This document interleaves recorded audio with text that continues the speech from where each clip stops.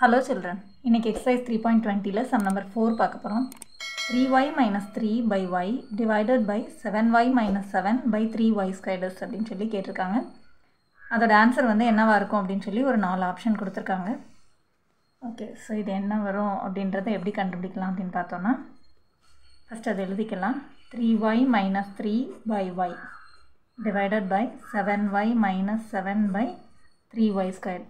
So இதை பார்க்கும்போது நமக்கு ஒரு ஃப்ராக்ஷன் மாதிரி இருக்கு இல்லையா, a by b அப்படிங்கிற ஃபார்மில் இருக்குது. இந்த பக்கமும் ஒரு ஃப்ராக்ஷன் ஃபார்மில் இருக்குது, நடுவில் வந்து டிவிஷன் சிம்பிளில் இருக்குது.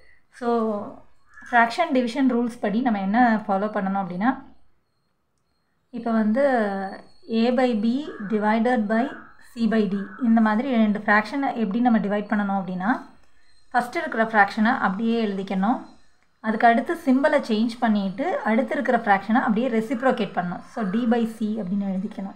ஸோ இதே ரூல்ஸை தான் நம்ம இங்கேயும் ஃபாலோ பண்ண போகிறோம். இப்போ இதில் வந்து ஃபஸ்ட்டு ஃப்ராக்ஷனை அப்படியே எழுதிக்க போகிறோம். So 3y minus 3 by y சிம்பிளை சேஞ்ச் பண்ணிவிட்டு இதுக்கு அடுத்து இருக்கிற ஃப்ராக்ஷனை அப்படியே ரெசிப்ரோகேட் பண்ண போகிறோம். So 3y squared by 7y minus 7. Okay, இப்போ வந்து நம்ம சிம்பிளிஃபை பண்ணிடலாம்.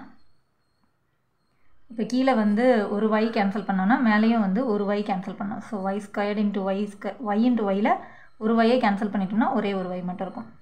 ஓகே, இப்போ இது என்ன பண்ணணும்னா இதில் வந்து 3யை காமனாக எடுக்கலாம்.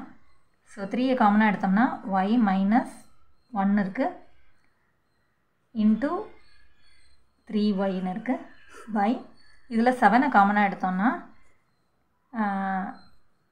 y மைனஸ் 1 அப்படின்னு இருக்குது. ஸோ இப்போ இந்த y minus 1 கேன்சல் பண்ணிட்டோன்னா this is equal to 3 3s are 9y by 7ன்னு இருக்குது.